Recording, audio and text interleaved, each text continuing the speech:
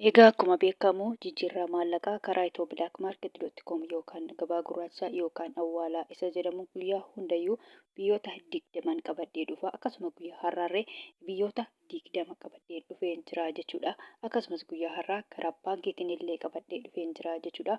Guyyaa har'aa immoo baankota keessa immoo baankii daldala Itoophiyaa yookaan nigdi baankiitiin immoo biyyoota 7 qabadhee dhufee jira jechuudha. Egaa gabaabumatti karaa itoophilaakmaarket.com yookaan gabaa gurraachanii biyyoota 20 karaa baankiitiin immoo baankii daldala Itoophiyaa yookaan nigdi baankiitiin immoo biyyoota 7 qabadheen dhufee jira jechuudha. Hordoftoota kabajamtoota maamiloota koo nagaa waaqayyoo hin daganne nagaan waaqayyoo manaa fi kallattii jirtanitti isiniif haa ta'u. Warroonni mana kanaaf haara taatan waramanni kun mana keessanii chaanala kana sabiskiraayib sheer laayik gochuun gara maatii keenyatti dabalamaa isiniin jenna. Warroonni mana keenyaaf immoo maatii taatan viidiyoo kana hanga dhumaatti dhageeffadhaa yookaan caqasaa isiniin jenna. Maaliif viidiyoon koo gabaabaadha jechuudha.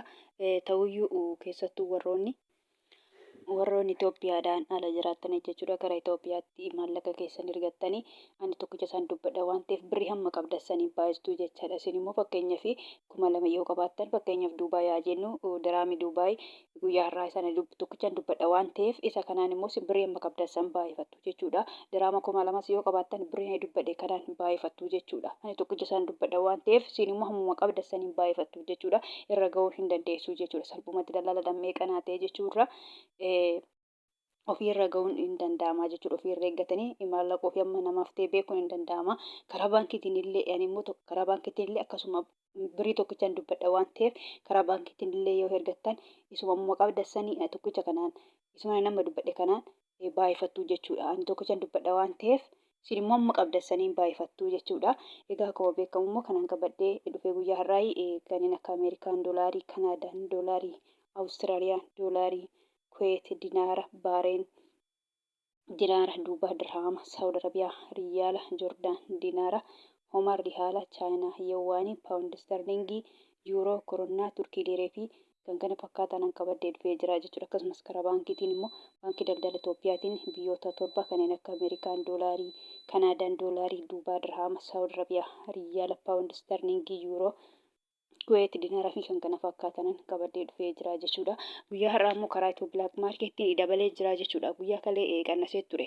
Kaleecha qannasee ture jechuudha. Xiqqoo qannasee ture. Guyyaa har'aa immoo dabalee jira jechuudha. Kaleerra dabalee jira jechuudha. Biyyoonni hundumtuu guyyaa har'aa karaa itoophilaakmaarkeet.com yookaan gabaa gurraachaan biyyoonni 20 dabalanii jiru jechuudha. Guyyaa kaleerra dabalanii jiru jechuudha. Amma salphumatti Ameerikaa doolaarii irraa hin ka'a jechuudha.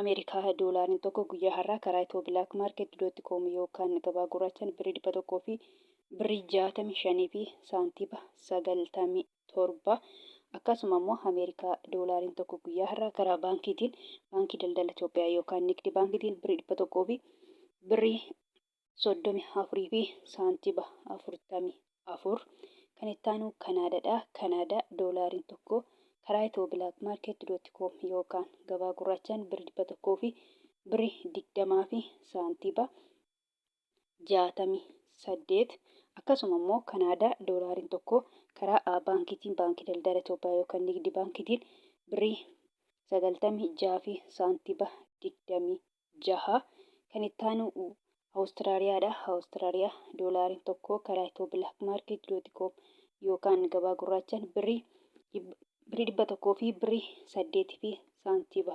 41 kan itti aanu Kuweet dinaarri tokko karaa itoophilaakmaarkeet.com yookaan gabaa gurraachaan birrii 500 fi birrii 44 fi saantiba 02 akkasuma immoo Kuweet dinaarri tokko guyyaa har'aa karaa baankiitiin baankii daldala Itoophiyaa yookaan nigdi baankiitiin birrii 400 fi birrii 32 fi saantiba 68 kan itti aanu Duubaa dirhaamiin tokko karaa itoophilaakmaarkeet.com yookaan gabaa gurraachaan birrii 45 fi saantiba 24 akkasuma immoo Duubaa dirhaamiin tokko guyyaa har'aa karaa baankii daldala Itoophiyaa yookaan nigdi baankiitiin birrii 36 fi saantiba 60 Saawud Arabiyaa riyaalli tokko karaa itoophilaakmaarkeet.com yookaan gabaa gurraachaan birrii 44 fi saantiba 20 lama. Akkasuma immoo Saawud Arabiyaa Riyaaliin tokko karaa baankiitiin baankii daldala Itoophiyaa yookaan Nigdi baankiitiin birrii 35 fi saantiba 83. Kan itti aanu Baareen diinaarri tokko karaa Itoo Bilaak Maarkeet.com yookaan gabaa gurraachaan birrii 400 fi birrii 41 fi saantiba 23. Joordaan diinaarri tokko karaa Itoo Bilaak Maarkeet.com yookaan gabaa gurraachaan birrii 200 fi birrii 34 fi saantiba 43. Kan itti aanu Hoomaan Rihaalli tokko karaa Itoo Bilaak Maarkeet.com yookaan gabaa gurraachaan birrii 400 fi birrii 31 fi saantiba 60. Chaayinaa Yeewwaaniin tokko karaa Itoo Bilaak Maarkeet.com yookaan gabaa gurraachaan birrii 23 fi saantiba 11. Paawundi Starliingiin tokko karaa Itoo Bilaak Maarkeet.com yookaan gabaa gurraachaan birrii 200 fi birrii 23 fi saantiba 61. Akkasuma immoo Paawundi Starliingiin tokko karaa baankiitiin baankii daldala Itoophiyaa yookaan Nigdi baankiitiin birrii 100 fi birrii 77 fi saantiba 12. Yuuroon tokko karaa Itoo Bilaak Maarkeet.com yookaan gabaa gurraachaan birrii 100 fi birrii 93 fi saantiba 54. Akkasuma immoo Yuuroon tokko karaa baankiitiin baankii daldala Itoophiyaa yookaan Nigdi baankiitiin birrii 100 fi birrii 57 fi saantiba 80. Iswiis firaankiin tokko karaa Itoo Bilaak Maarkeet.com yookaan gabaa gurraachaan birrii 200 fi birrii 5 fi saantiba 66. Koroonnaan tokko karaa Itoo Bilaak Maarkeet.com yookaan gabaa gurraachaan birrii 17 fi saantiba 36. Kan itti aanu Turkiidha. Turkii liireen tokko karaa Itoo Bilaak Maarkeet.com yookaan gabaa gurraachaan birrii 4 fi saantiba 08. Israa'el shekeleen tokko karaa Itoo Bilaak Maarkeet.com yookaan gabaa gurraachaan birrii 48 fi saantiba 42.